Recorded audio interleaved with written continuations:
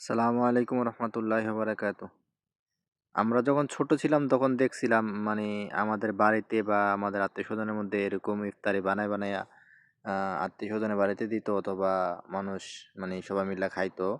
তো এইটার মনে করেন যে প্রবাসে আসার পর আর দেখি নাই। তো এবার মাঝরাতে ছিলাম, মাঝরাতে আমরা আছি, বর্তমানে আমি মাঝরাতে থাকি। তো এখানে মনে করেন যে সবই মানে আশেপাশে এলাকার মানুষ আর মাঝরাতে পরিবেশটা এরকম, মনে করেন যে গ্রামে যেরকম মানুষ পাড়া প্রতিবেশী থাকে ঠিক সেম এখানে পাড়া প্রতিবেশীর মতো হয়ে গেছে আর কি।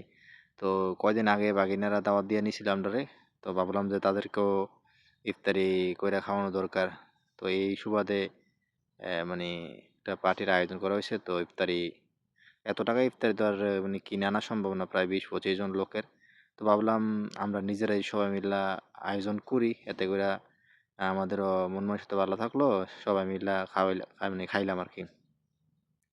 তো এই চিন্তা ভাবনা কইরা মনে করেন যে বড় ভাই ইফতারির বাজার সদাই করে আনলো। তো পরে আমরা 3-4 জন মিল্লা এগুলা বানাইলাম আর কি, ইফতারিগুলা।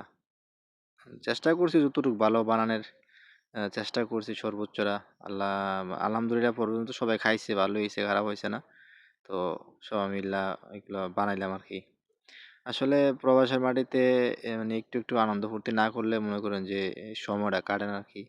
তো এইভাবে ইফতারি প্রায় 1 ঘন্টার মতো সময় লাগছে আমরা এগুলা বানাই শেষ করতে আর কি। তো এরপরে সবাই আইছে, সবাই মিলে একসাথে বই আমরা এমনি রুমের মধ্যে ইফতারি করলাম আর কি।